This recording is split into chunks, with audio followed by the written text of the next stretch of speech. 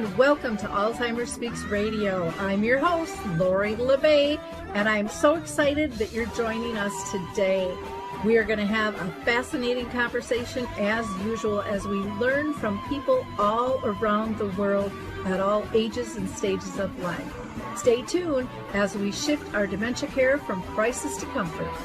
Here we go. What you think about, you will bring about dementia change. We will. Well, hi, everyone. I'm Lori LeBay, and welcome to Alzheimer Speaks Radio. If you're new to our channel, Alzheimer Speaks is about sound information, not just sound bites. We like to have real conversations with real people all around the world. So maybe, just maybe, you can be our next guest. Now, if you liked our opening music, it's called Clarion Call by the Mark Arneson Band, and you can go ahead and download that on any of your favorite music platforms. Before I introduce our guest, which we're going to be talking about art therapy, mental health, dementia, and sexual health, kind of all wrapped into one, I like to do a couple of shout outs. So first of all, please go to alzheimerspeaks.com. That's our main hub.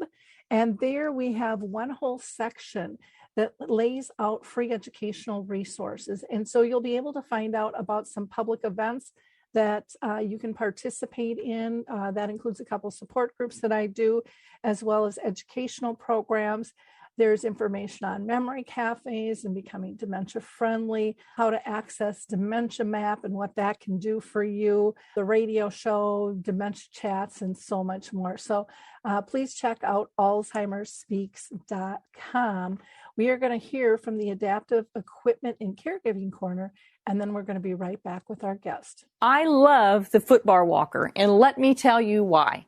It is the option for my toolbox that I've been waiting for.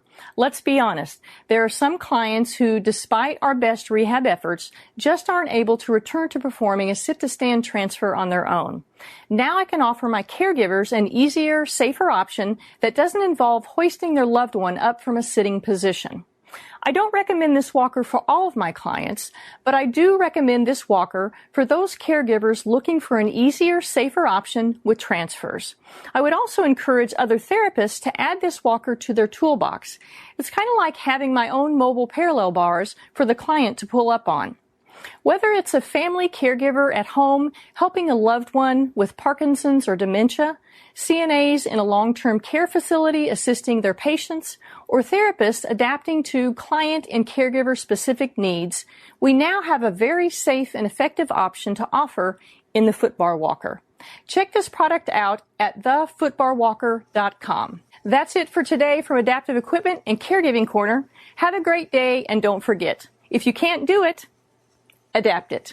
Okay, we are back. And again, we are going to be talking about art therapy, sexual health, and mental health today, and how all of that is intertwined with dementia.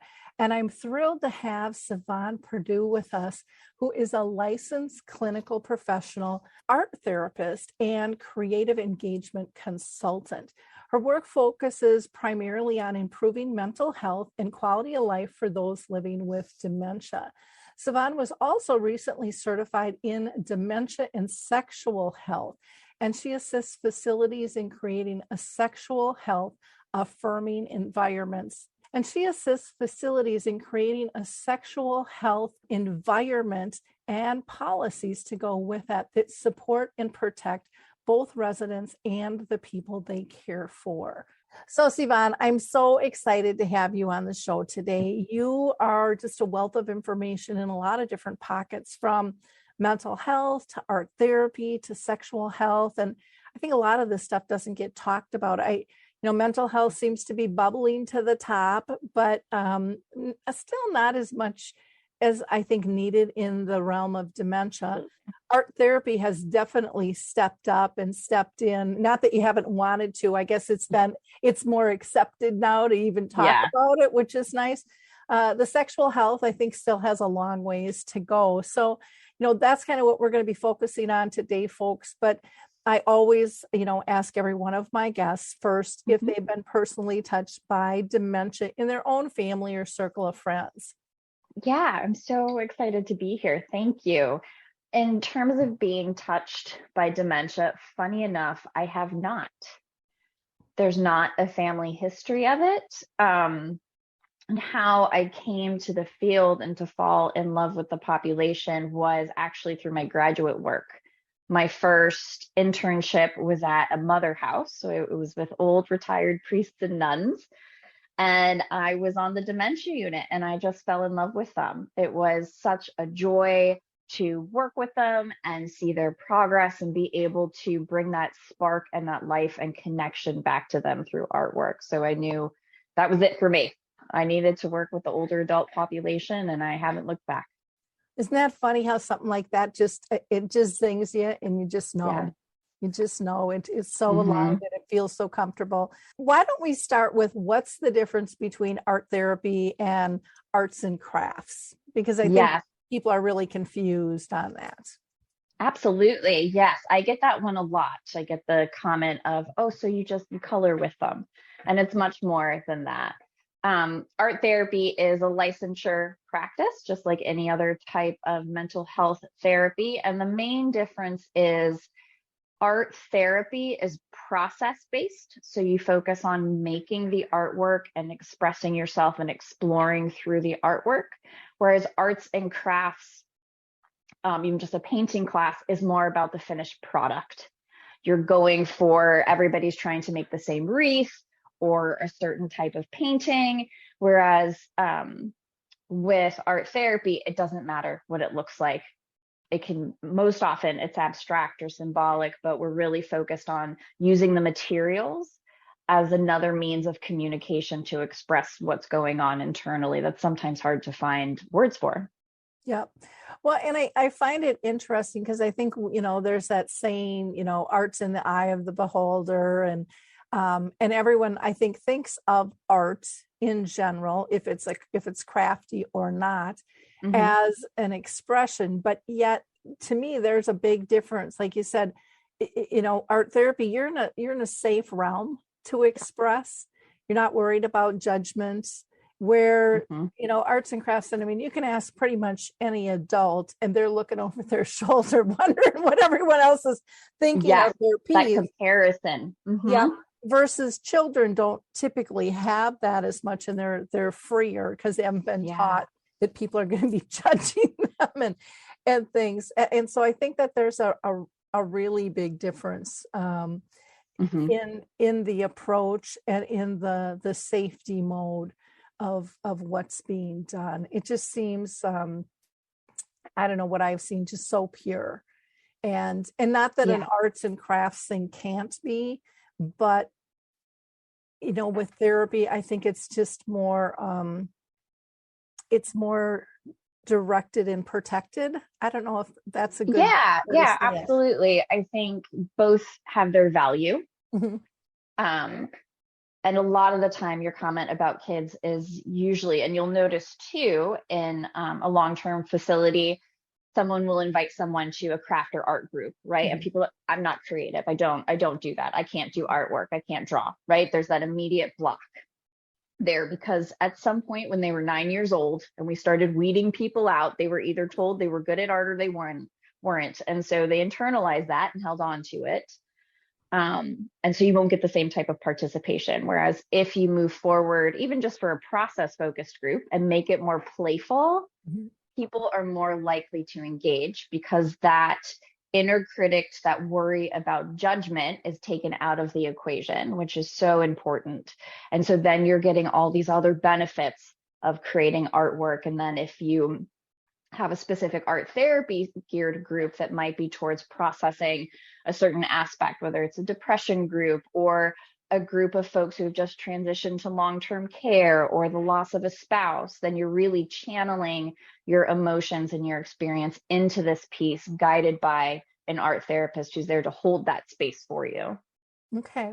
Well, and it's interesting when you use that example of 9 years old, when we start feeling that judgment. I remember during COVID, a bunch of girlfriends who I'm in my 60s now, but I've known them since I was 20.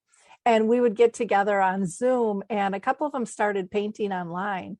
And one joked in, she was doing some etching and things and said, I was told it was high school or junior high, she had no aptitude for art at all. Her work was beautiful, but she was doing it alone. It was online. And she surprised herself because she believed that all these years that she couldn't. And I think we all have to realize how important our words are and how they can stunt other people's growth and get them believing that they can't, when I'm a firm believer we need to be encouraging everybody that they can, Absolutely. with that. Yeah. Now, one question I know a lot of people have is, does someone need to have an art background to engage in art therapy? Or, can anybody participate in this? Yeah, I get that a lot, because folks, again, if they consider themselves not creative, then there's that wall that comes up to protect themselves. And in reality, no, you don't need an art background at all. Sometimes I think not having that background frees you up a little bit, because when you have an art background, it's supposed to look a certain way in your head. And so then you get stuck in that perfectionism piece of making it look the way you want it. Whereas if you don't, then you're more willing to be open and, again, go for that playfulness, to just explore and laugh, and you learn the materials. That's something I love doing, is introducing people to materials and showing them how to use them. And etching's fantastic, right? A lot of people don't get experience with etching, which is amazing, but it's such a fun medium. And so being able to kind of broaden their world as to things that they can do, and then hopefully they can take that and transition out into their own lives to start integrating the artwork or the creativity into it in different ways. I think it's interesting when you said, sometimes it's better if they don't, because they are freer. And I kind of relate that to even people in different businesses hiring staff.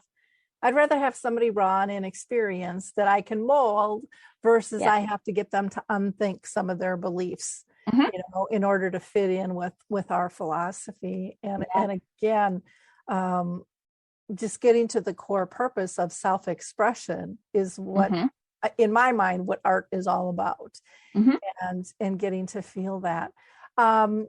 Very interesting. So art therapy, what does that look like? Is it on a one-to-one? Is it in a group setting? Can it be both?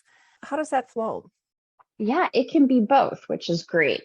One thing I love about art therapy is it adapts to where the person is, however they show up that day. So if I'm doing a one-to-one session, and often I will go to the person's home or the facility to work with them, and I bring all the materials, and then we sit together and we create and talk if we want to talk, or not talk at all, whatever comes up and wherever they are.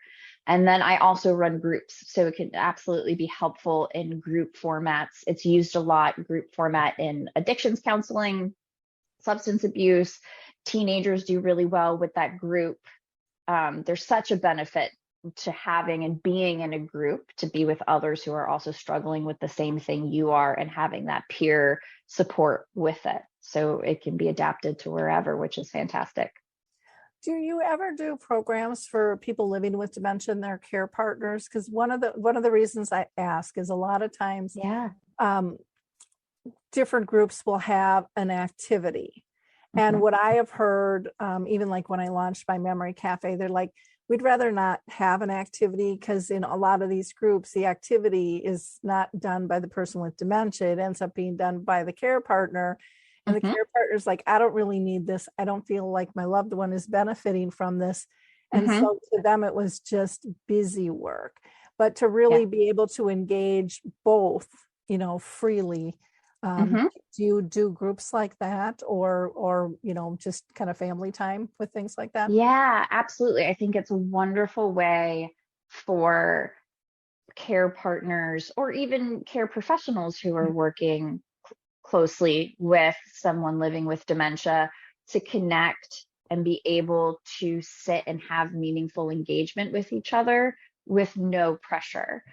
So whether it's, and that's the switch, right? Or the reframe is if we give an activity, right, that it's supposed to look like something, we mail them a kit that's dependent on their ability, what they can do, how much help they need that day. And so, yes, a lot of the times the care partner will end up doing it and there's not much benefit. Whereas if you just give them even crayons, right? It doesn't have to be super fancy. Mhm. I love watercolor. That's my favorite because it's so expressive and I find people engage with it really well. But it's whatever you have at hand and you just set up the materials in the paper and you can put on some music and just go and see what comes up and really embrace the idea that it's not supposed to look like anything. We're just here playing and seeing what happens and then talking about the artwork as it comes up and the memories happen and it triggers so that you get that connection, which is so important. Yeah, I started a group called Dementia and Arts, and I talk with people around the world and they show their artwork. It's incredible. I mean, some of these guys should be commissioned. I mean, it's unbelievable. And like one guy said, oh, you know, I can't use my tools anymore because it's not safe for him. So they went and bought a 3D printer and he's like, yeah, you're supposed to put it together in like 2 to 3 hours. He said it took me probably 2 to 3 days. But now he is building all these things with this 3D printer. I love it. And how they adapt to, you know, I used to be able to do it this way. Now I can't, but I'm still using the same medium. And they share all their kind of tips and tricks. And it's amazing. And it's so uplifting to see all this beauty come out. And what they all say, which I think gets to kind of your mental health portion, is how calming it is.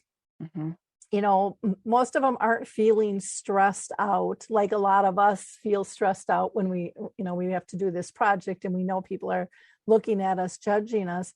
But a lot of people with dementia, kind of the ego's left the building and they just don't really care about that stuff anymore. They're not on high alert. They just really get in the zone. And you know, even like coloring and, you know, if it's with colored pencil or color crayons, whatever it is, they can just get lost, they say, for 2 to 3 hours. And it just levels them out. It reduces their stress. It brings some calmness and happiness. And then they have a product at the end, finished or not, but they get to see their accomplishment. And and then they share it with others a lot of times on social media. And so then they get the kudos that way. And it's very inspiring. And I think so often what I've seen over the years is a lot of communities think, well, that's childish. You know, that type of activity is childish. And it's like, if it's at their level and they're getting enjoyment, what's your point? I don't know. Maybe you have a different take on that. Yeah, I think there's a difference between age appropriate or dementia appropriate, right? Stage appropriate and childish, right? So working with our hands is so important, right? Creating things, we are meant to do it. And actually, if we engage and get in the flow for at least 15 minutes, we release dopamine into our brain. So it naturally, we get those good chemicals in our brain that make us feel better, which is so important. And so coloring is fantastic, right? You're not going to be getting them Dora the Explorer coloring books or kids coloring books.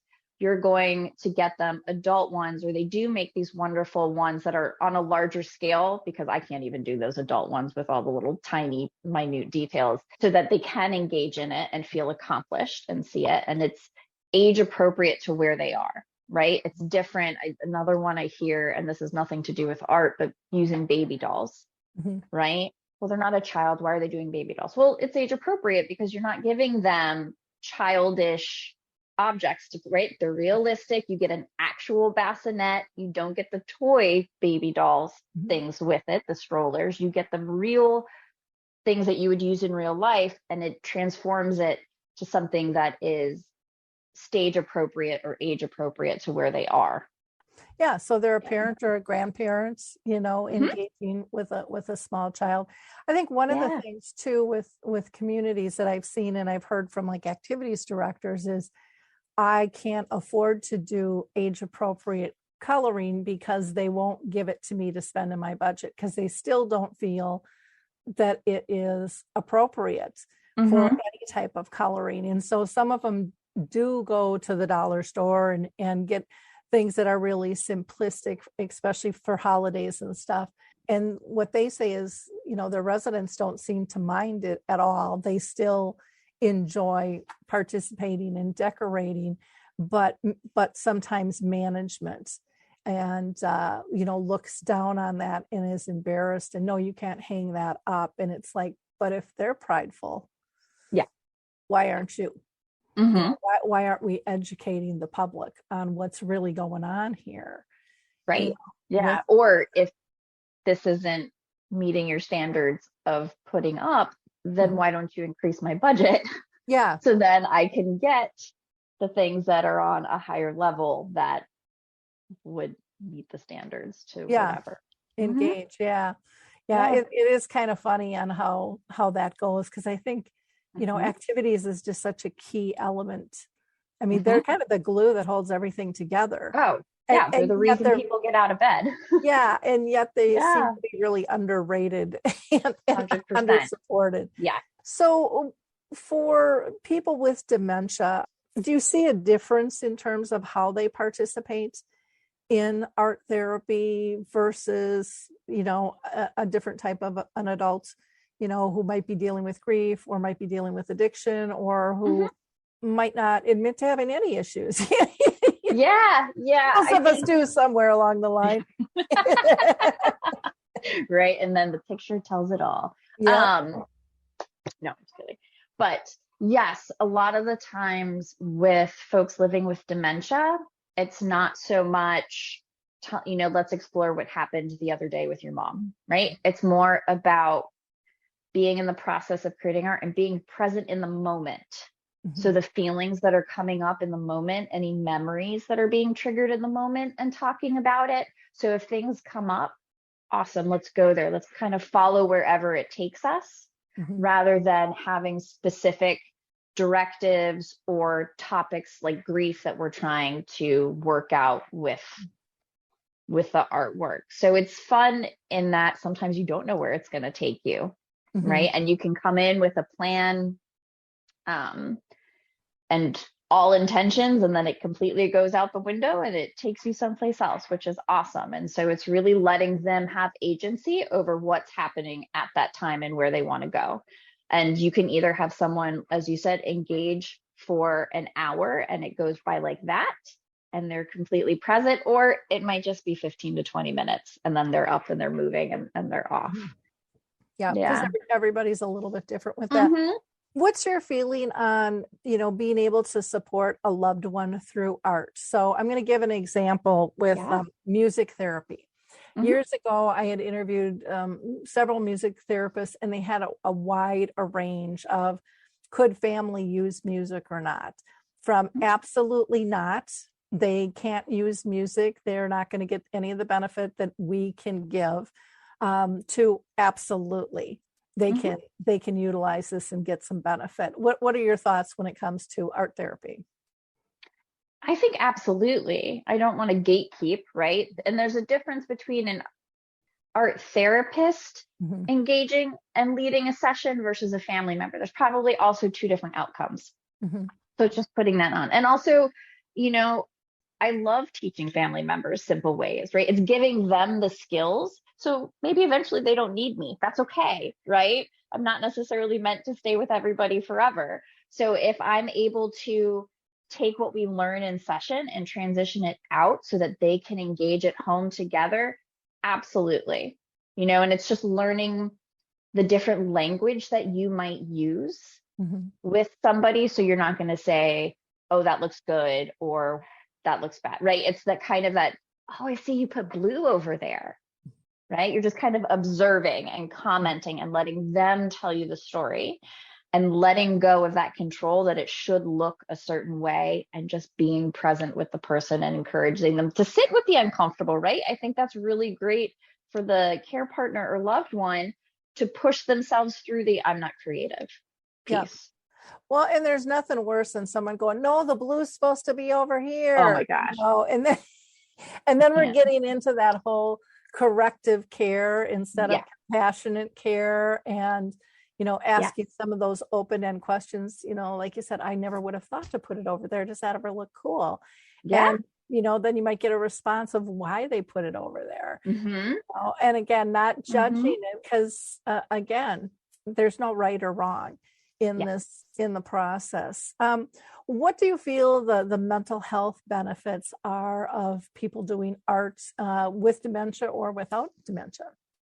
Yeah. So art therapy, if I'm working with someone with dementia, we're going to be more focused on connection, anxiety reduction, helping them move through the process and have those calming moments to be able to breathe a little bit, right? As Mhm. they're going through the process and having some time to be able to sit and also honor who they were then and who they are now, so that we can keep the focus on them as an individual rather than the diagnosis, right? We're still connecting with that part of them that is a human that has all these rich memories and experiences, and that what a gift that we're able to put those into a visual medium that then the family members can keep and have, or staff can have with that. And then with folks who might not be living with dementia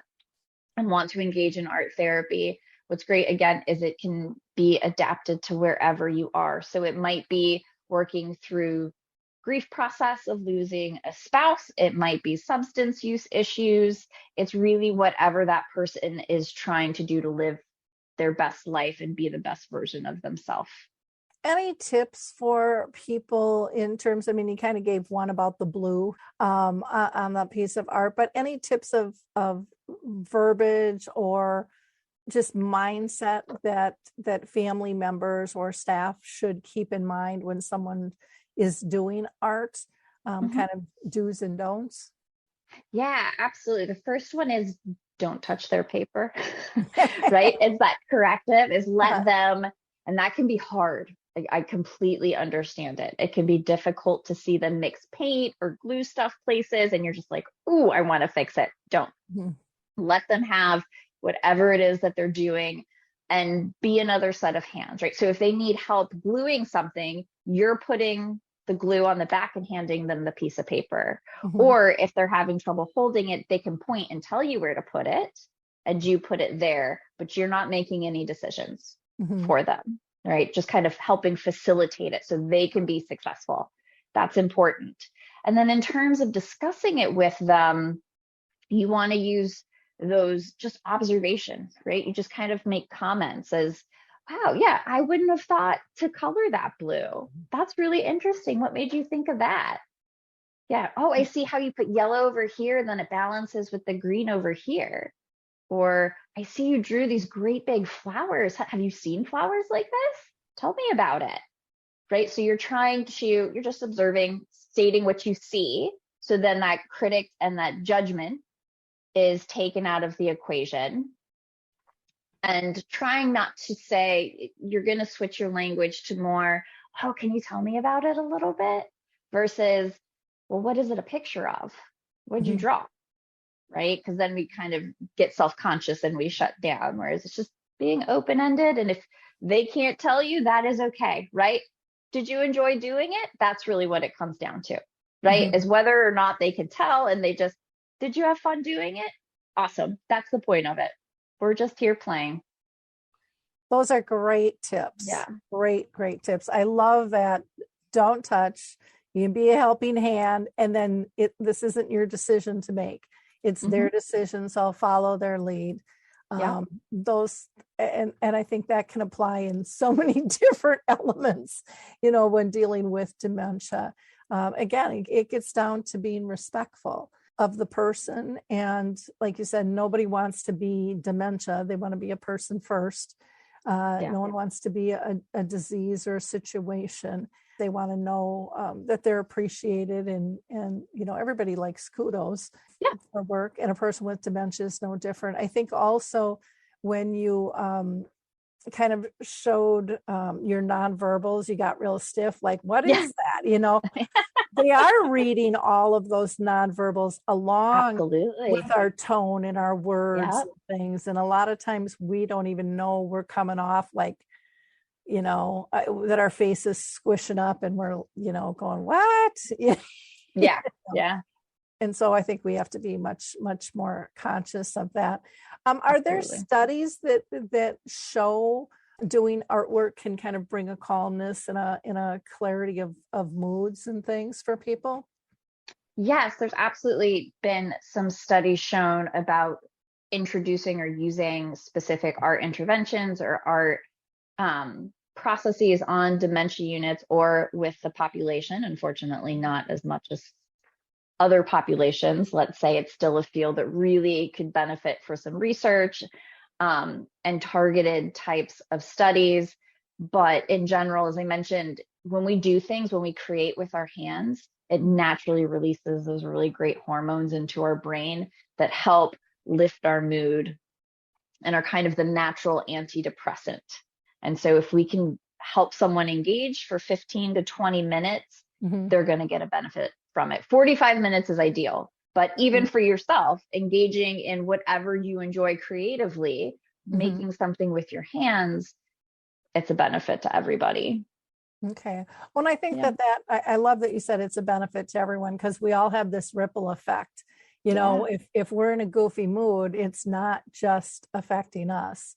It's affecting everyone else around us. Let's kind of switch gears a little bit and talk about sexual health. You just recently got certified with that. And I think that there are so many issues. I know a lot of adult children have a really difficult time with their parents being sexual, or if a spouse is maybe placed in a community and all of a sudden now they're in love with somebody else, dealing with all of those emotions. So what exactly is, healthy when it comes to sexual health and dementia for both sides, for the people, well, for, I guess, all three sides, people with dementia, staff in communities and businesses, as well as family members? Yeah, so it's important because it's a basic part of us as humans, right? As mammals, is that connection with other people. And that's really what it comes down to, is feeling that connection, that some people feel more connected through sexual intimacy, which can mean several things, right? Sexual intimacy can be intercourse sex, right? It can be oral sex or even masturbation. And then also just holding hands and touching, right? And as a society, we kind of have levels of what we are comfortable with. And we get to a certain level and then people start to cringe and go, no, we're not, nope.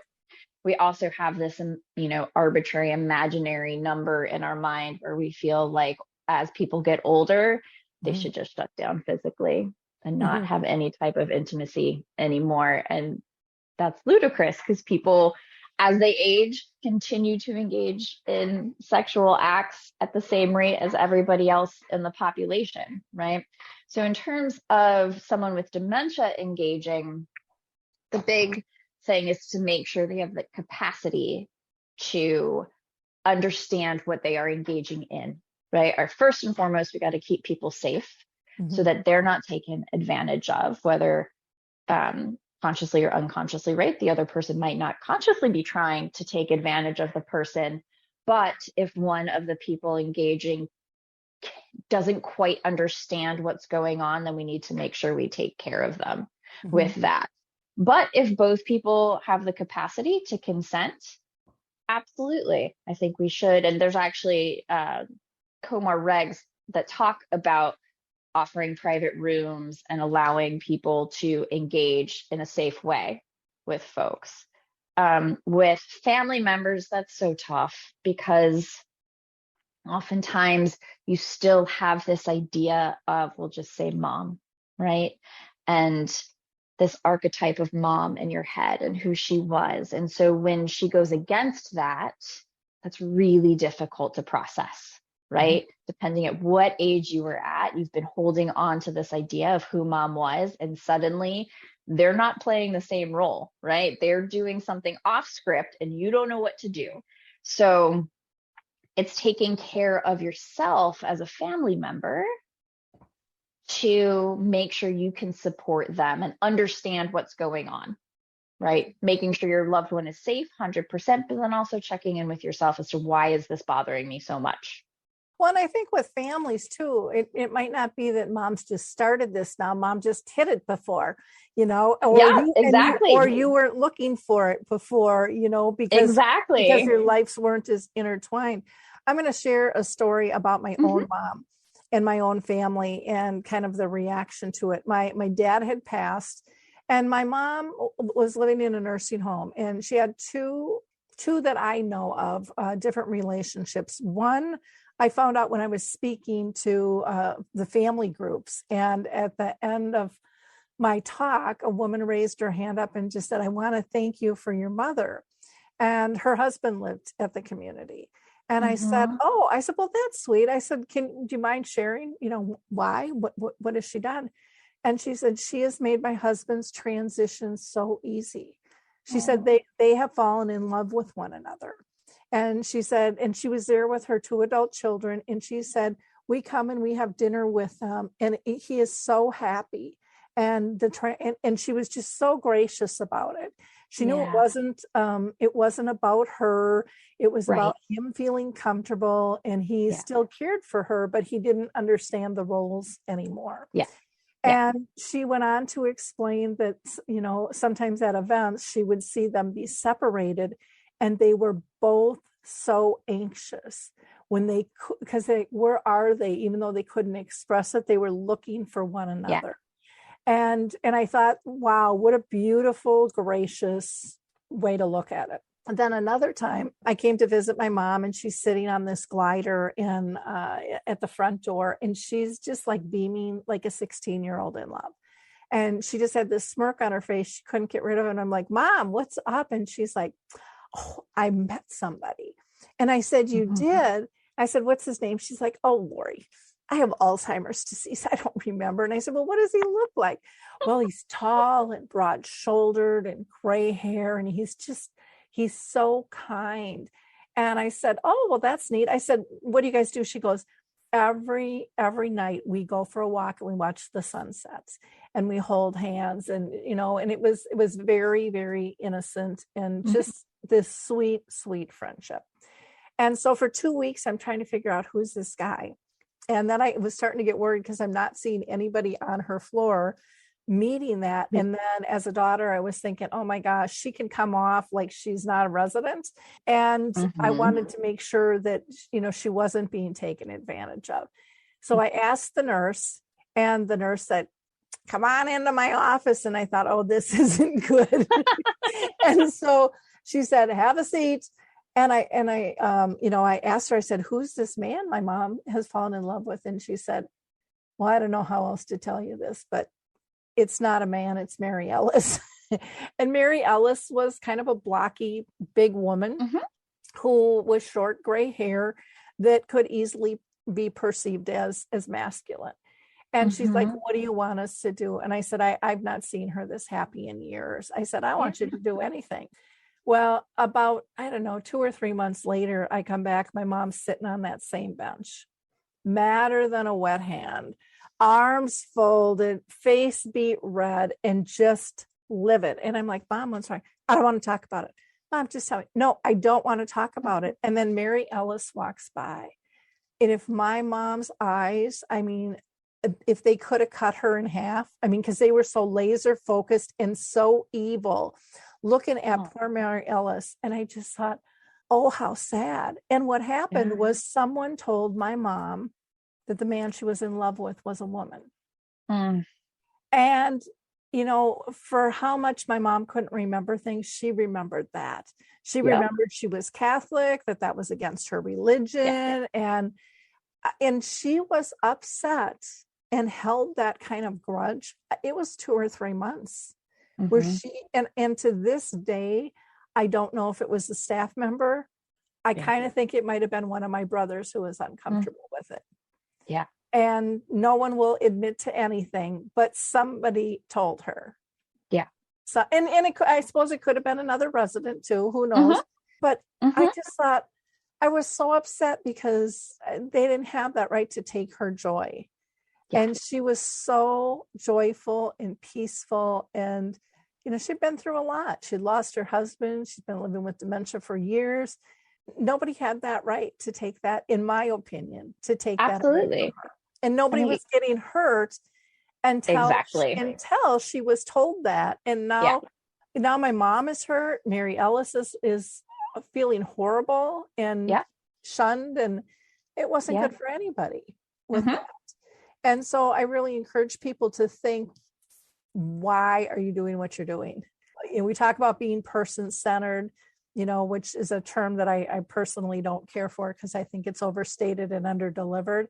I like to say be relationship-based, and really, if you're caring for somebody with dementia, it's about their comfort first.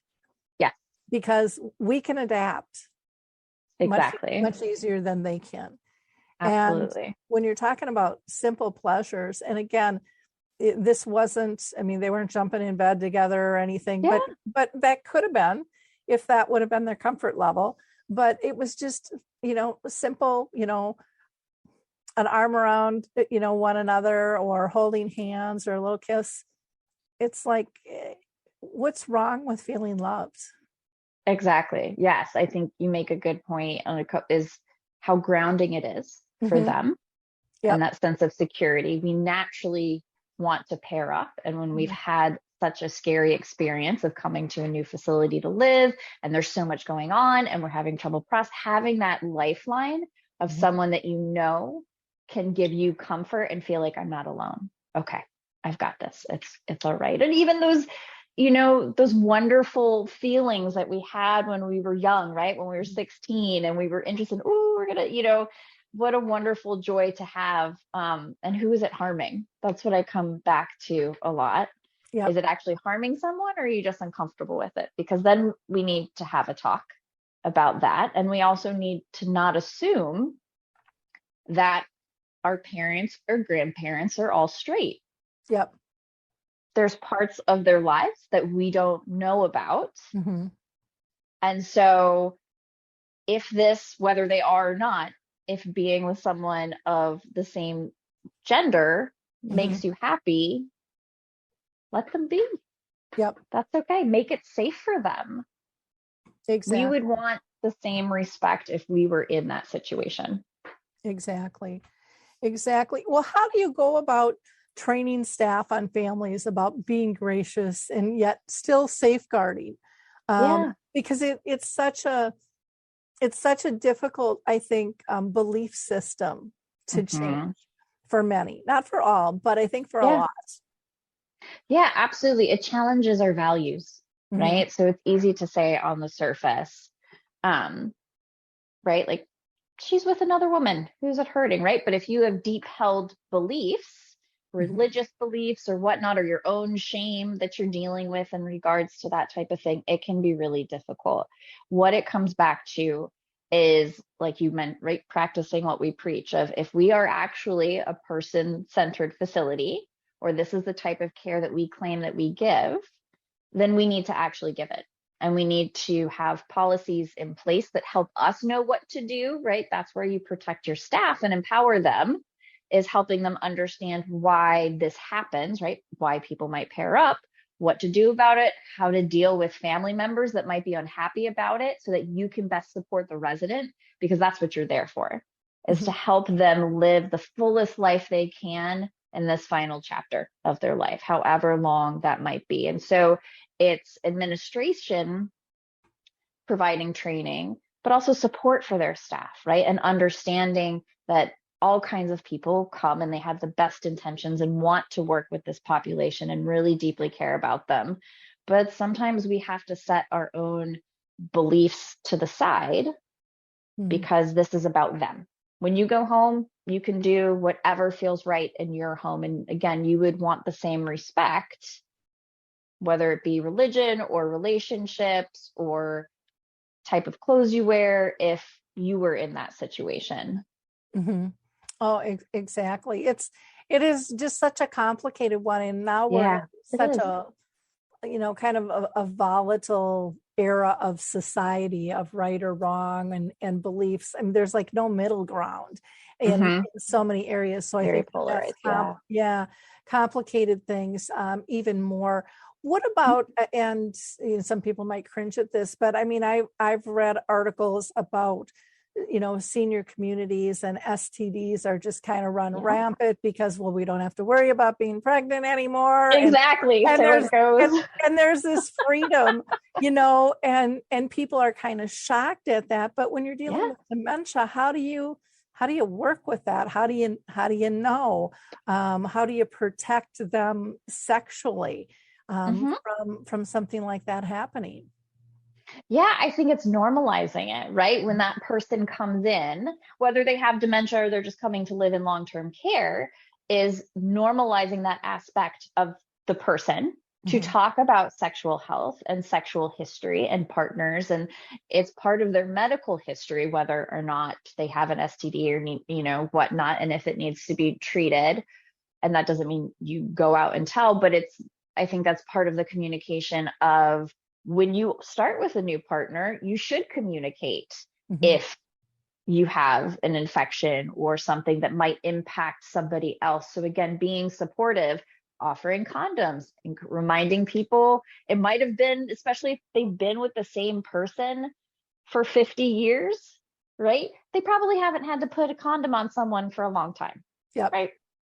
So reteaching those skills and taking the shame out of it, so people feel comfortable asking questions and asking for help if they think they might have caught something or something doesn't feel right, or they might need lube to make it more comfortable, or whatever that person might need is to help them reach it with as much dignity as possible. Well, you touched on a lot of areas that I'm sure some people are squirming in their chairs going, how do we do, you know, as much as they don't want it with our little kids in school, you know, it's like now my parents are going through this. Right. Yeah. I have to have the talk with mom. Yeah. So it's interesting, but I think it really is necessary, you know, for people to live with quality of life. And you know, no aspect of our life should be an embarrassment or hidden. I mean, we should be able to be free. Absolutely. As long as it's not harming anybody else, you know. Exactly. And yes. And it's happening whether we admit it or not. So we might as well be proactive and be supportive to make sure people are as safe as possible if it's going to happen anyway. Yep. So what happens if someone feels another person is taking advantage of a person with dementia? Let's talk about that. Yeah. What do we do? Yep. So it's important to then go to staff. So you're going to talk to your facility social worker probably first, so that they can do assessments. And this is why it's also super important to have a sexual health policy at your facility, so that you can better protect your residents, your staff, the family members, and then the facility as a whole, right? To make sure that you're in line with everything, so that you can then put the proper procedures and balls rolling right into place. I'm mixing metaphors here. So that you can see, does this person have the capacity to consent to what's going on? And if not, then how do we then adjust things so that we keep this person safe as possible? And then if they do, okay, then we need to process that they do. But we also need to recognize that, especially with someone with dementia, is keeping an eye on it, because some days are better than others, right? And some days they might be, you know, more cognizant of, yes, I am freely consenting to this, and other days they might not. So really training staff to observe what's going on, and like you said, the nonverbal body cues or kind of facial expressions to see, does, you know, if Joe is leading Judy by the hand down the hall, does Judy really look into it, or is she just kind of going along with it? And do I need to kind of redirect to something else? Yeah. Okay. And, you know, every now and then, you know, we'll hear where staff is taking advantage of somebody. What's the reporting system like for that then? Is that police right away, or does it go through the It system? is. Mhm. It's police right away, because we are mandated reporters, which means there are certain things that we have to, by law, social workers are one of them, by law, to report to the state, which then swings investigation in, to start that up. So yes, absolutely. It's very serious. Elder abuse it can't be tolerated at any level. So really doing what you can to keep that specific resident safe and treat them, but then anybody, any other resident that's around that might be vulnerable. There's such a vulnerable population that we really have to be diligent in what we do. Is there a national directory yet for staff who have been abusive and have had allegations and charges against them? I know for a long time there wasn't. And I heard talk that there, was one being developed, but right now I can't honestly say if I know if there is one. Nothing's coming to mind. That doesn't mean that it's not there. I am not personally quite sure if that would count as sexual offender status. That would have to be something I would have to research, because then they would be on the sex offender list, right? But unfortunately, for so long, it wasn't. And so they would just get hired someplace else because people don't want the scandal, right? Yep. So it's handled quietly. It's swept under the rug. It's just kind of and shifted along, which is unacceptable. Yep. Yeah.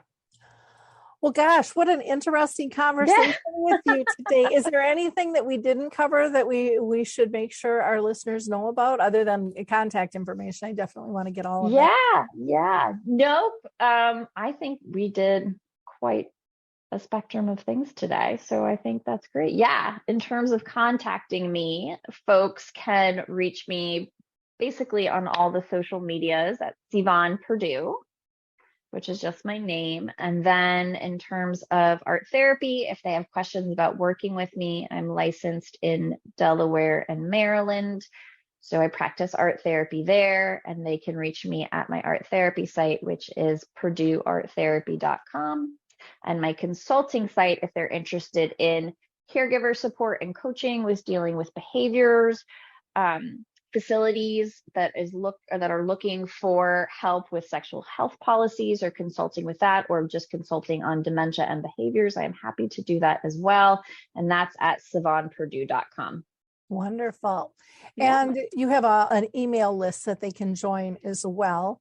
So if you want to get updates from her, please do that. And then you also have an ebook, Depression and Dementia, then people can get as well. And I've got a link to that. So wonderful. Well, thank you so much. Just like I said, this has just been a fascinating conversation. I know it'll help many, and I really appreciate your time today. So thank you. Absolutely. You're very welcome. I've enjoyed it.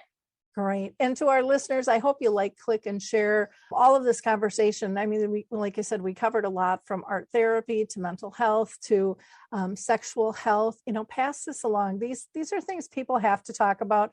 We have to recognize the need and the importance of bringing joy and happiness and protection as well to those that we love living with dementia. So thank you so much. Till next time. We'll see you then. Bye-bye. Hi, everyone. This is Meredith from the Senior Fitness with Meredith podcast, where I discuss all things for seniors, from fitness, your health and wellness journeys, how to be all over strong and beyond. I also have my mini podcast called Motivation with Meredith. It's a great, quick motivational pick-me-up for your days. Join me, listen now, search for Senior Fitness with Meredith on your favorite podcast platform.